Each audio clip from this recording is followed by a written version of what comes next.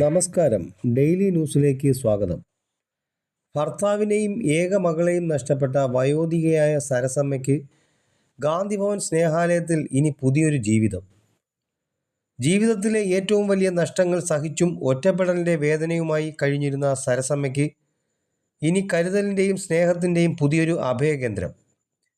ഭർത്താവിനെയും ഏക മകളെയും നഷ്ടപ്പെട്ടതോടെ സരസമ്മ തകർന്ന മനസ്സുമായി സഹോദരിമാർക്കൊപ്പമായിരുന്നു കഴിഞ്ഞിരുന്നത്. 4 സഹോദരിമാരിൽ രണ്ടാമത്തെയാളായ സരസമ്മ സഹോദരിമാരുടെയും അവരുടെ മക്കളുടെയും കൂടെ വളരെ ചെറിയൊരു വീട്ടിൽ പരിമിതമായ സാഹചര്യങ്ങളിലായിരുന്നു ജീവിതം മുന്നോട്ട് കൊണ്ടുപോയിരുന്നത്. താമസ സൗകര്യത്തിൻ്റെ കുറവും പ്രായാധിക്യവും ജീവിതഭാരവും ആ കുടുംബത്തെ ഏറെ ബുദ്ധിമുട്ടാക്കിയിരുന്നു. ഈ സാഹചര്യം മനസ്സിലാക്കിയ കൊല്ലം ഈസ്റ്റ് പോലീസ് സ്റ്റേഷനിലെ സബ് ഇൻസ്പെക്ടർ ശ്രീ രഞ്ജു മാനുഷിക പരിഗണനയോടെ വിഷയത്തിൽ ഇടപെടുകയും നെടുമ്പന ഗാന്ധിഭവൻ സ്നേഹാലയം ഡയറക്ടർ ശ്രീമതി പ്രസന്ന രാമചന്ദ്രനെ വിവരമറിയിക്കുകയും ചെയ്തു.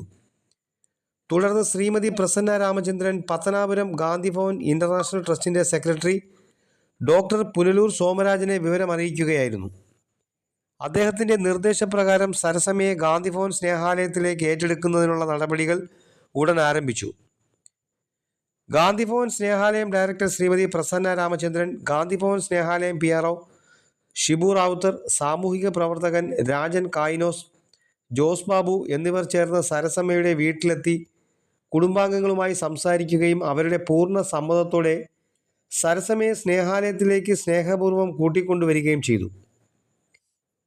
സരസമ്മയെ സ്നേഹാലയത്തിലെത്തിക്കുന്ന വേളയിൽ കൊല്ലം ഈസ്റ്റ് പോലീസ് സ്റ്റേഷനിലെ സബ് ഇൻസ്പെക്ടർ ശ്രീ രഞ്ജുവും സന്നിഹിതനായി എല്ലാ സഹായ സഹകരണങ്ങളും നൽകി.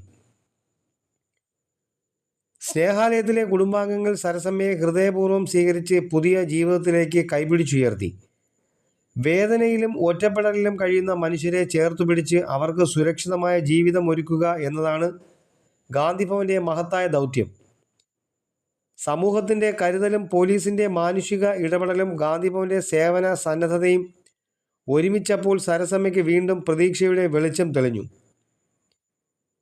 ഒരാൾക്ക് അഭയമാകുന്ന കൈകളാണ് യഥാർത്ഥ മനുഷ്യത്വത്തിൻ്റെ അടയാളം.